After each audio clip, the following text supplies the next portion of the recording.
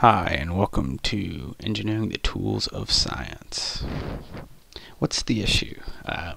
As you find out that limitations can make tools harder to use, it is generally important that we have tools that are up to date. The current tools we have now, some of them are not adequate for use. One big example of that is the Hadron Collider. As the Hadron Collider needs to find new subatomic particles, people who are using this machine need it to get bigger and better, so they asked engineers to help them on their problem so they can find more scientific discoveries. Another great example is the internet. The internet allows people to get on and use it, but sometimes scientists use it to find different patterns and trends and find all these different things, but as they try to find these patterns and trends, they need bigger servers to do so.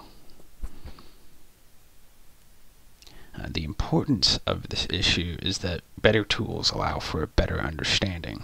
It enables scientific discovery and will allow scientists to make better decisions and make better discoveries.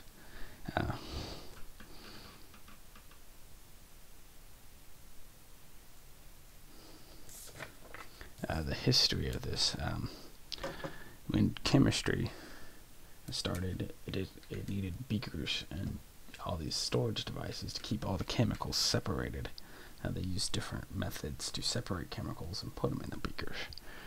The only reason astronomy exists as a scientific field now is because telescopes were invented. And all these tools can make new scientific fields in the future. Speaking of the future,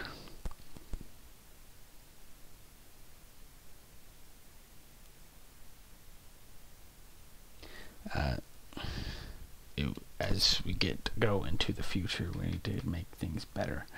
One example is the exploration and Mars rover. While the Mars rover works really well, maybe one day we can send people up there. Another great example is DNA sequencing.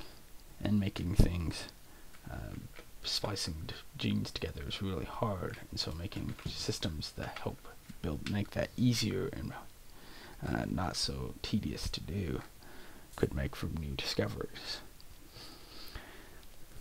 Scientists always need engineers to make them better tools.